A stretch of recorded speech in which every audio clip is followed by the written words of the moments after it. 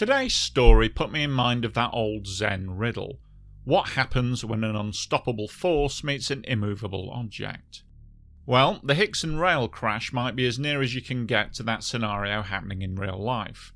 When a speeding passenger train unexpectedly met a heavy haulage lorry crossing the line, a lorry that was carrying a gigantic 120-tonne electric transformer. The 1960s were a period of tremendous upheaval for the British rail network.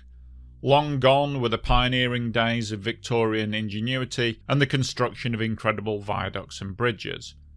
By the 1960s, it was all about saving money and transitioning to private car ownership. This need to streamline the sprawling network was seized upon with an almost fanatical zeal by the man in charge of British Rail, Dr. Richard Beeching. His reports resulted in the destruction of around 30% of the entire rail network.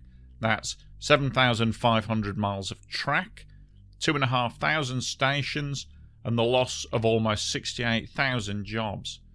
This seemingly wanton destruction of one of the world's oldest and most comprehensive rail networks has been described as the single greatest act of infrastructural vandalism ever carried out by a government against its own country. However, even before the Beeching cuts took their toll, there had already been cost-cutting measures put in place, and one example of this was the removal of manned railway crossings.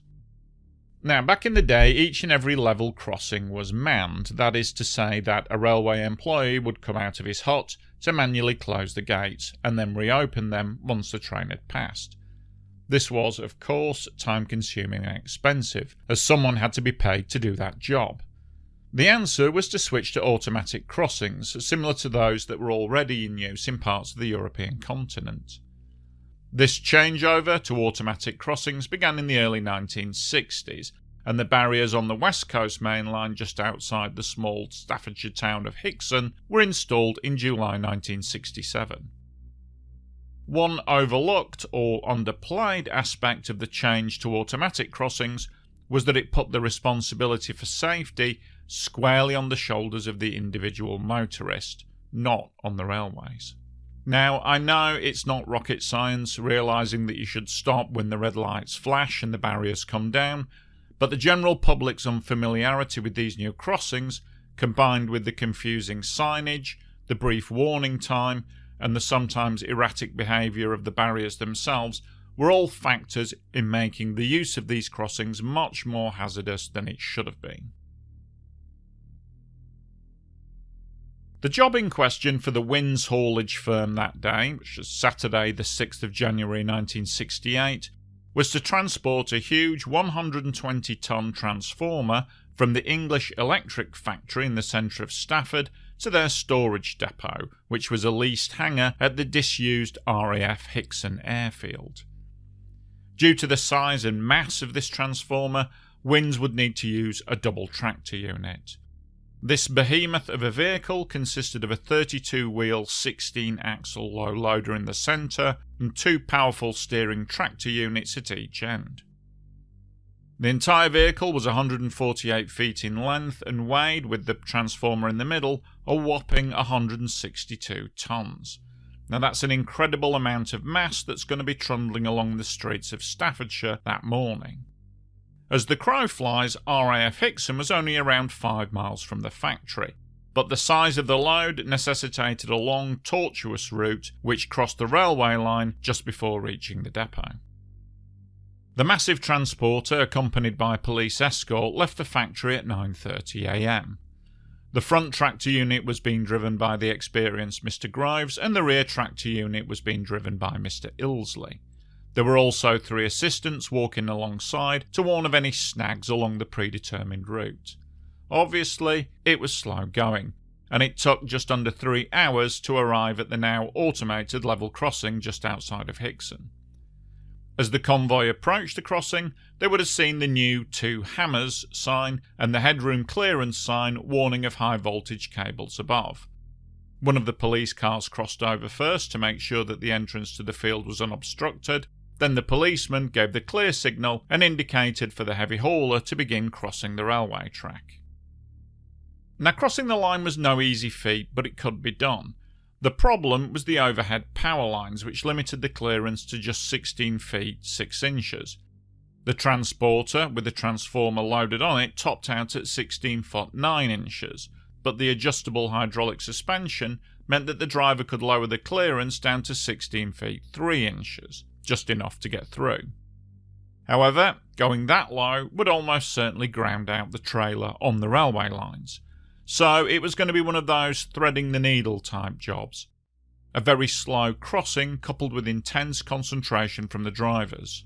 An inch too low and they'll be scraping the railway track. An inch too high and they'd be finding out what happened when you touch a high voltage power line with a metal vehicle.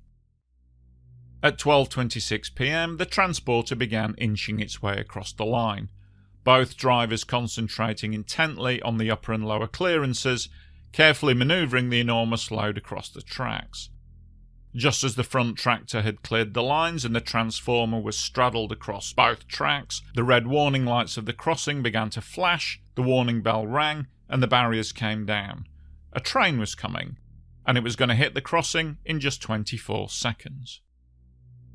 The train, BRE 3009, the Manchester Piccadilly to Euston Express, was a 16-car passenger train carrying around 300 passengers. It was on time and making good progress as it rounded the bend and the Hixon crossing came into view.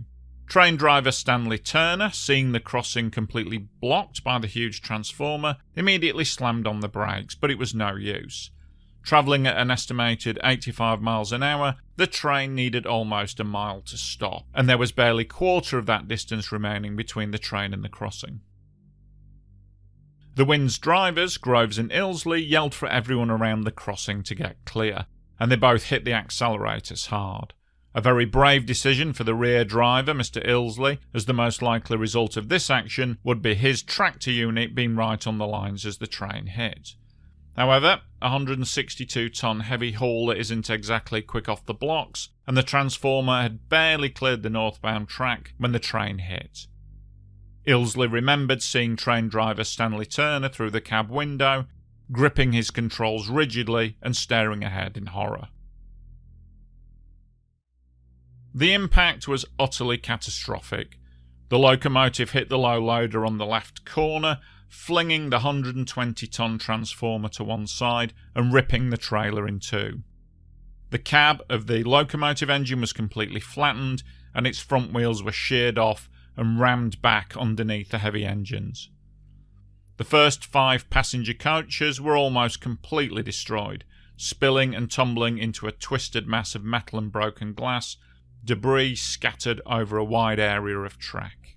3 carriages behind these also derailed but thankfully remained upright. Such was the force of the impact that the railway tracks were completely torn up as far as 125 yards from the point of impact. One of the policemen in the transport convoy was able to use his car radio to contact Stafford HQ, an action which alerted the authorities very quickly to the accident, enabling doctors and army medics to rapidly reach the scene by helicopter. At the same time, realising that the immediate danger was if another train was coming, the train guard, a Mr. W. Final, 49-year-old man described as not being in the best physical condition, ran 1.5 miles up the track to place red warning flags, then all the way back, past the wreckage, stumbling through muddy ploughed fields, to run 1.5 miles down the track to place similar warning flags on the other side of the accident. His quick thinking was noted in the inquiry.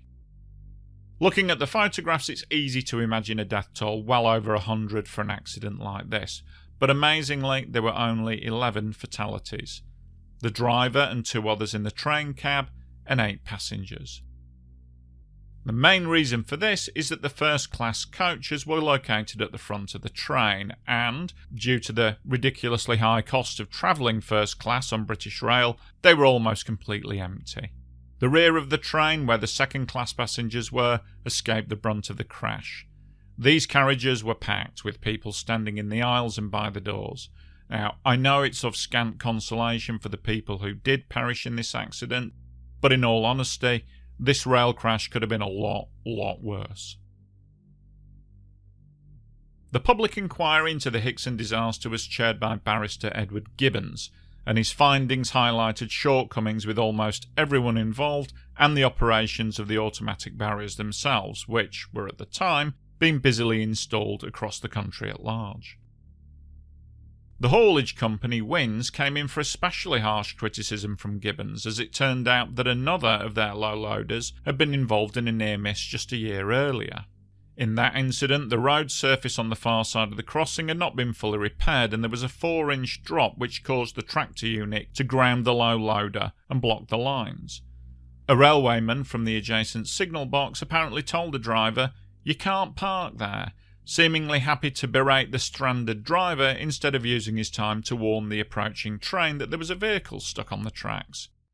As the lights flashed and the barriers dropped, the driver gunned the engine, slipped the clutch, and actually wheelied the heavy tractor unit, dragging the low loader off the tracks by sheer force just as the train sped past. After this near miss, Wins had written to British Rail, complaining that for heavy slow-moving vehicles, or for example a stalled car, 24 seconds was not enough time between the lights flashing and the train arriving at the crossing. The response from British Rail was to brush off these concerns completely, blithely saying that this was a road user's problem, not theirs, an action described in the inquiry as being remarkable for its arrogance and lack of insight. However, Gibbons also blamed the Wins drivers, saying that after the earlier near miss they should have known better the dangers of taking a slow-moving vehicle over a crossing.